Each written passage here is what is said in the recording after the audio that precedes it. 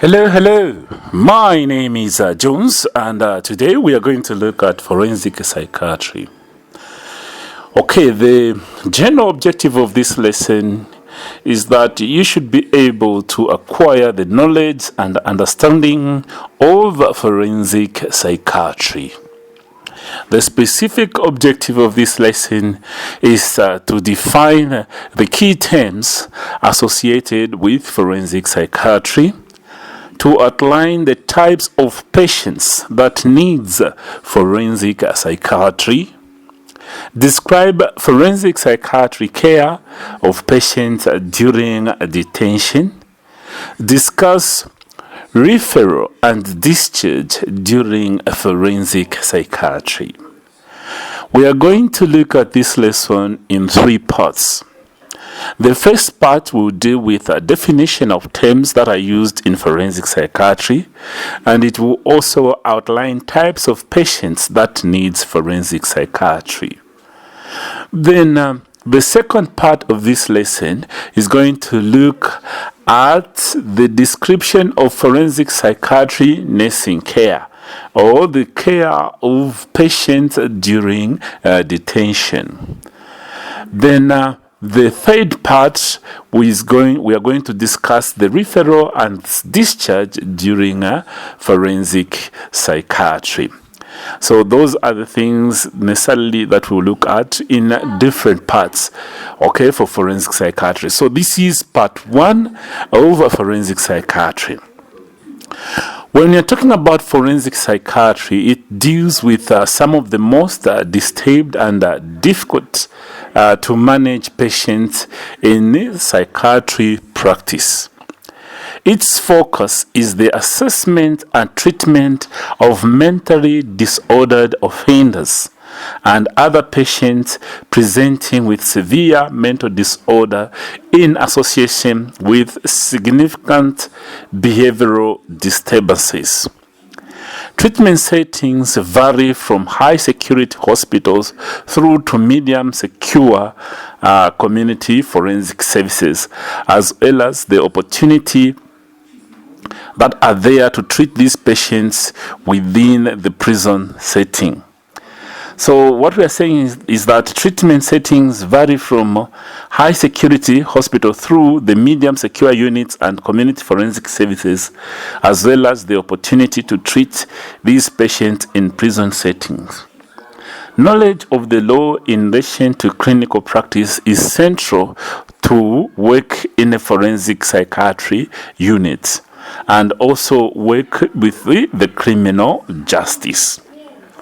Forensic psychiatry is a multidisciplinary or professional discipline, okay, in which the norm is to function as part of the clinical team and also part of the criminal justice team. So it includes a psychologist, it includes occupational therapist, clinician, and also social workers or colleagues that have done community forensic psychiatry, or even community psychiatry nurses. So these are the people that we find in the multidisciplinary team of forensic psychiatry. Okay, or people that are dealing with forensic psychiatry. So find that people of different profession, okay, in relation to forensic psychiatry may come into play their role in assessment of the patients or trying to give in a perspective that may help the patient. Most forensic services operate from well-equipped, purpose-built modern facilities, okay, where patients invariably can be admitted and treated for psychopathologies that the patient may have. The range of referrals for these patients may be quite immense and may cover minor to severe serious offenders, and even non-offenders but have worrying behaviors may find themselves in forensic setting, and the request for advice from the court can be made so that these patients can be observed within these units. The probation of service and the prison service and psychiatry colleagues may work hand in hand in trying to help patients that need forensic care.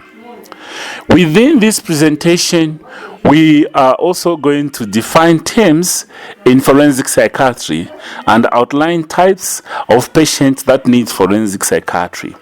We are going to describe the care of patients during detention and discuss the referral and discharge during forensic psychiatry. So, we will also look at the nursing management of patients with the forensic psychiatry elements. So, forensic psychiatry is mostly interested in patients or clients that have issues that pertain health, to do with mental health, and that have a criminal aspect that may need some more persecution. So when we say forensic, this means pertaining or applied to legal proceeding. And then when we say forensic psychiatry, this is a branch of psychiatry that deals with the assessment and treatment of mentally disordered offenders and includes those areas where psychiatry interacts with the law. So forensic psychiatry, it's a branch of psychiatry, it's a specialty in psychiatry, okay, with that necessarily deals with the assessment and treatment of people with mental illness, okay, and they have broken the law or they have been found wanting to do with the law. So psychiatry that interacts with the law is necessarily what we refer to as forensic psychiatry. Nurses can specialize in forensic psychiatry, and this is known as forensic nursing. So forensic nursing is defined as a subspecialty of nursing that has its objective of assisting mental health and legal system in serving individuals who have come to the attention of both. Okay, so the key definition of terms that we have looked at here is forensic, which means pertaining to or applied to legal proceeding.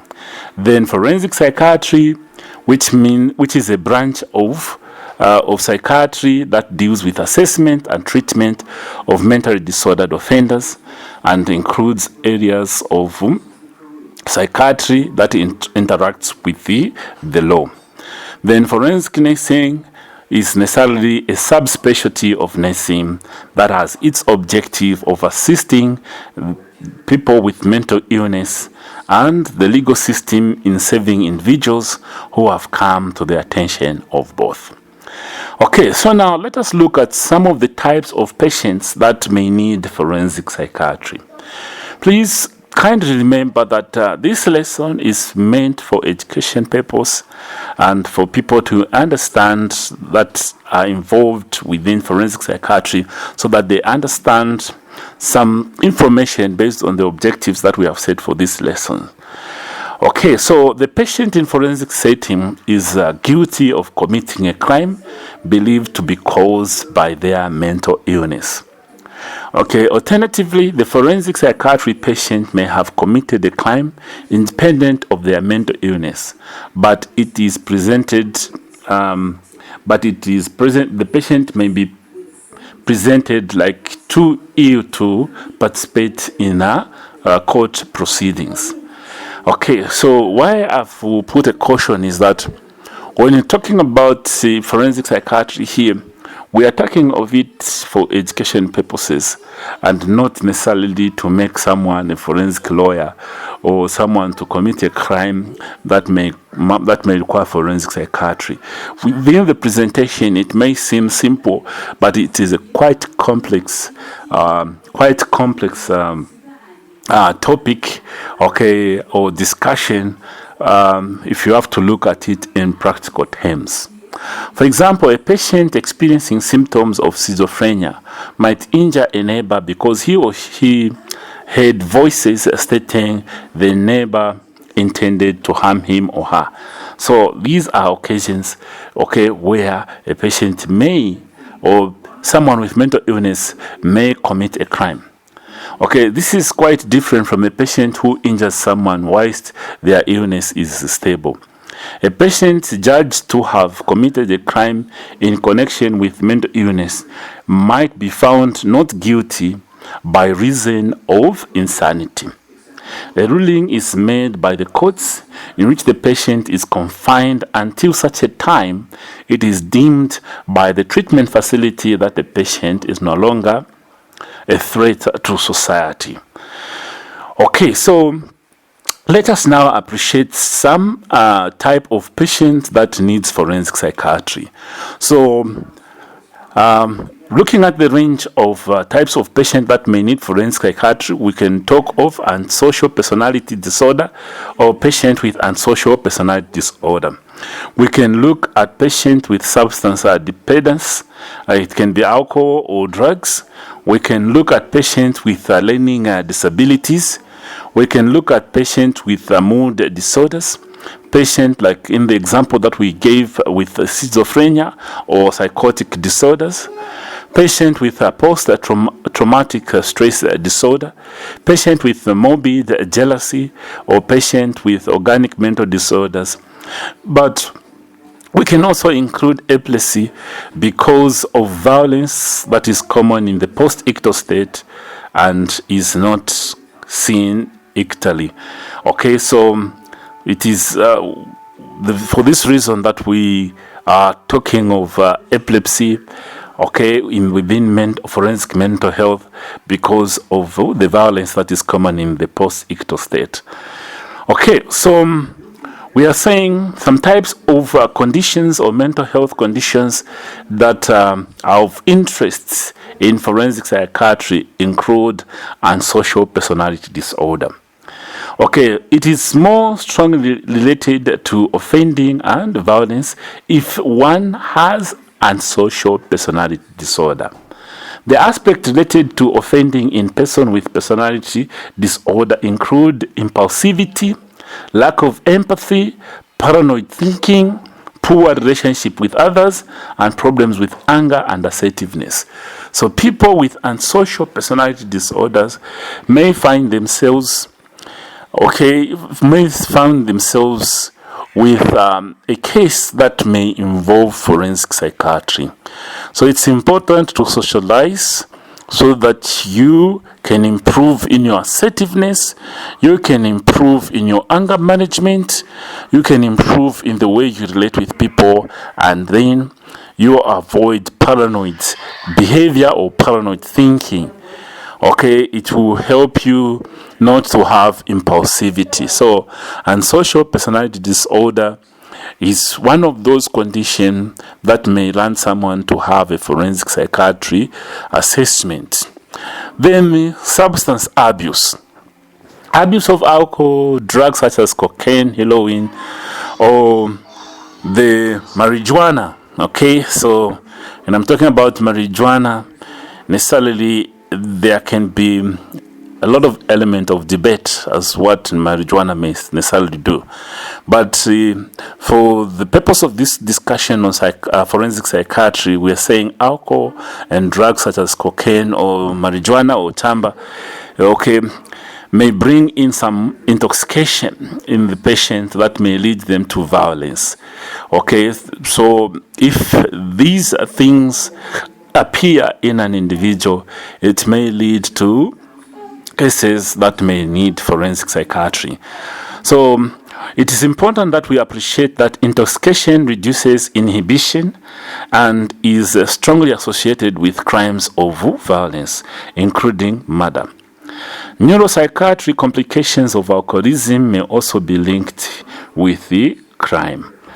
There are some neuropsychiatric conditions that may result because someone is an alcoholic.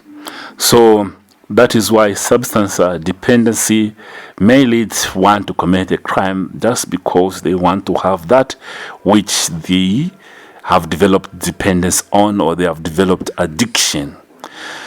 Okay, so the key thing here is that intoxication reduces inhibition, and it is strongly associated with the crimes of violence. Okay, then people with learning disability may find themselves with a forensic psychiatry issue to be assessed and resolved. So people with learning disability may commit offenses because they do not understand the implication of their behavior, or because they are susceptible to exploitation by other people.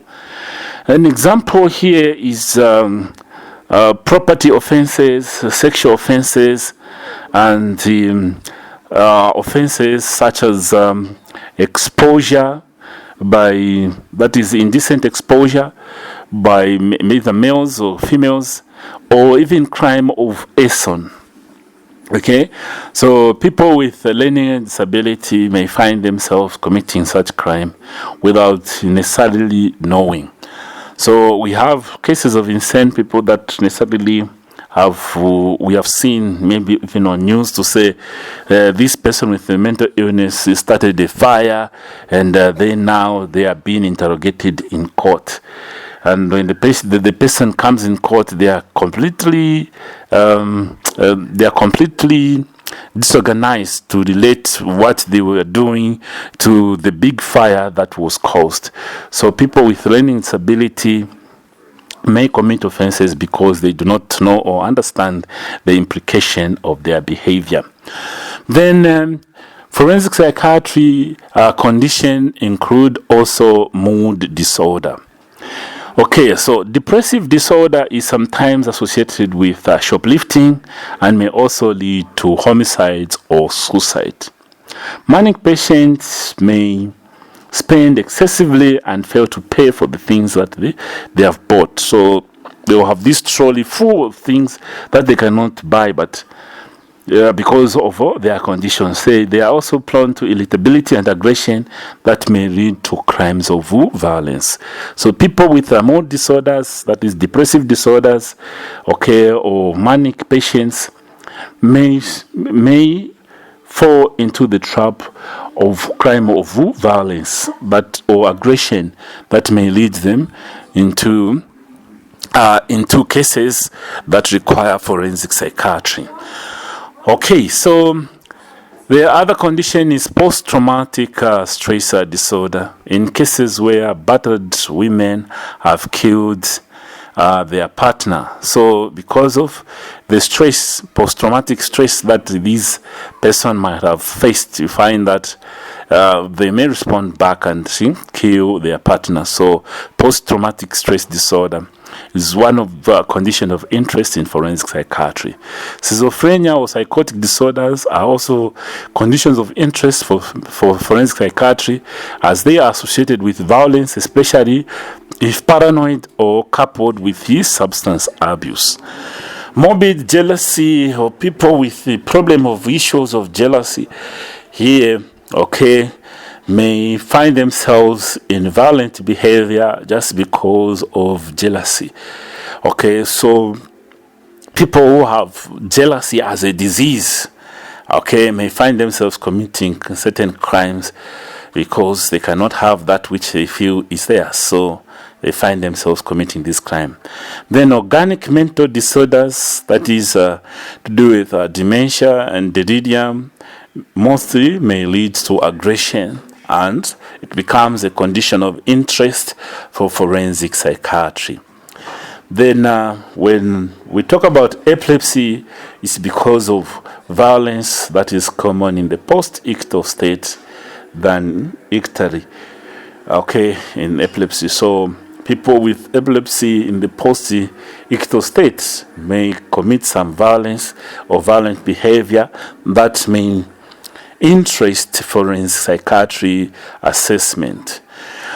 Okay, so within this lesson, okay, which is part 1, we have defined the key terms used in forensic psychiatry, and we have outlined types of patients that needs forensic psychiatry. Within the introduction to this lesson, we said forensic psychiatry deals with some of the most disturbed and difficult to manage patients in psychiatry practice, as they are considered as offenders of the law. Okay, so the focus of forensic psychiatry is assessment and treatment of these mentally disordered offenders and other patients that may present with severe mental disorder in association with significant disturbing behaviors within the community. Okay, so treatment settings can vary from high security through to medium secure units. Okay, and forensic services can be offered within these areas to patients within these prison settings of forensic psychiatry. Okay, so the knowledge of the law in relation to clinical practice is central to working in a forensic psychiatry, and there should be regular involvement with the criminal justice agencies as we are taking care of patients with the case or criminal that requires forensic psychiatry assessment. Okay, so the key definition of terms that we looked at is forensics, meaning pertaining or applied to legal proceedings. Then the other one was forensic psychiatry, which we said is a branch of psychiatry that deals with assessment and treatment of mentally disordered offenders and includes those areas where psychiatry interacts with the law. Then when we talk of forensic nursing, this is defined as a subspecialty of nursing that has its objective of assisting people with mental illness and also assisting the legal system in saving individuals who have to come for attention or to the attention of both. Okay, so after that, then we went on to look at types of patients that need forensic psychiatry. And in our discussion, we established that the types of patients that need forensic psychiatry includes patients with antisocial personality disorder, okay, and patients with substance dependence, patients with learning disability, patients with mood disorders, patients with schizophrenia, patients with post-traumatic stress disorder, and patients with the organic mental disorders, and those with the epilepsy. Okay, so these are some of the conditions that may require forensic psychiatry, or these are the conditions of interest in forensic psychiatry. In part 2, we are going to look at forensic psychiatric care of patients during detention. So from me, I'm saying keep studying, and please look out for part 2 of this lesson. Thank you.